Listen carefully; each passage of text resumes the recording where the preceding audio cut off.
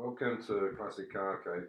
I've had to do a voiceover on this because we were using a cleaner to do the floor at the time, so it was a little bit noisy.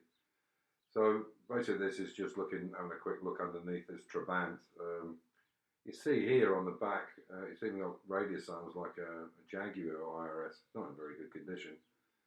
Very basic setup, but I guess that's what they had at the time.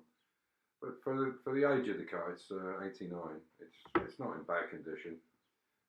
Certainly all the parts, from my understanding, are still available. Yeah, I mean, make a nice little project for somebody. You know, and there's lots you could do with it. You can make it into a bit of a sleeper, and I don't know, put a mini or a motorcycle engine in it, or whatever. But it's really not for me. I just wanted to use it for a bit of content. So. I've got a friend in the UK that's interested in it, but he's going to come and have a look at it when they come over.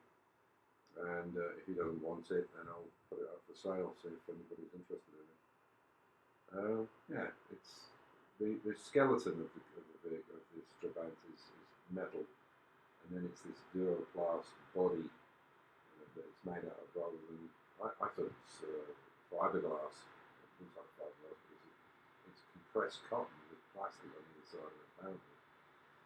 Comes out like a horrible brown colour when it's first done. But yeah, it's it is what it is. I mean, very cheap little car, a bit of fun. In fact, it was built in '89, and the wall came down in '89. But I believe they actually produced them up until '91, because I guess it took a while for the East and West of Germany to get together. And but it's strange that the year that all actually came down. And from my little bit of research, they made 3.7 million of these things.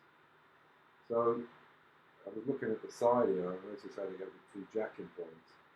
Like the Mini had at the front here as the engine. And they've got two in this one. And strangely enough, I built the same system into my track car, which I'm now going to show. I built the box section into it, and then there's a piece that goes in and leaves the car on one side so you can change the tyres quickly. And I've got a quick jack, which is like a Formula 1, early Formula 1. And you used to have a big long bar on it, and you just lifted it and over-centered it. And also I can use it with a hydraulic jack if I want to. So I've changed these wheels over now, which you've probably seen in the last video, to the same 13x7, but they've got a bigger offset, so the arch is filled with so much nicer. Anyway, I hope you enjoyed the rest of the video with some of the projects, or one of the projects anyway, finished up.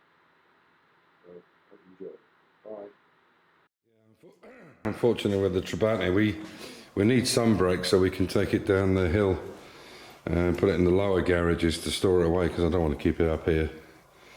And unfortunately the nipples on the back of these wheel cylinders are all buggered, so what we're going to do is salvage the front and the back's the same, so what we're going to do is salvage the best bits off the front, put the hub back on, and make the back brakes work with what we can salvage, because as I say, one of the bleed nipples, or a couple of the bleed nipples are so seized they're broken. So we'll basically just disable the front and make the back brakes work, which will give us some safety for going down the hill.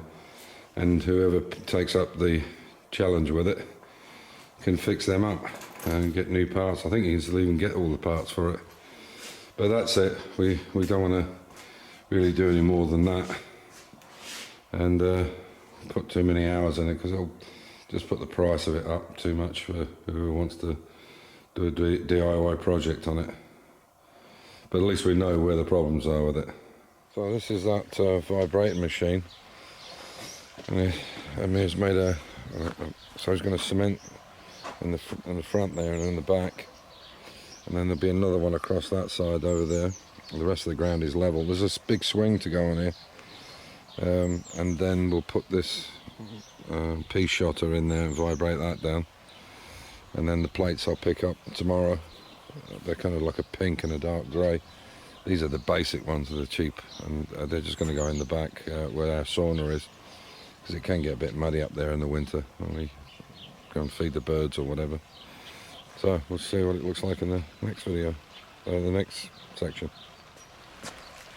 Ah, looks real nice, doesn't it? With that all banked up, it's going to look great.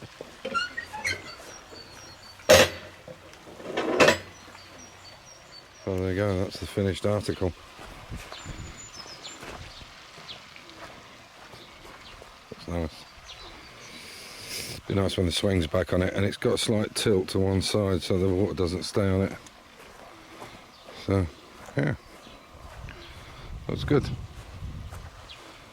So, that's it done. We just need to get the swing wood sorted out and revarnished or recoloured and put it back together.